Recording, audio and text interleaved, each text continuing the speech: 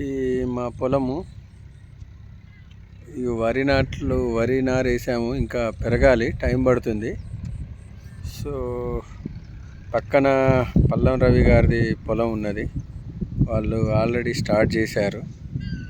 Water అంతా పడుతున్నారు, పడుతుంది కదా. సో ఇది మా పొలం. మేము ఈ వారం చివరిలో స్టార్ట్ చేస్తాం మేము కూడా.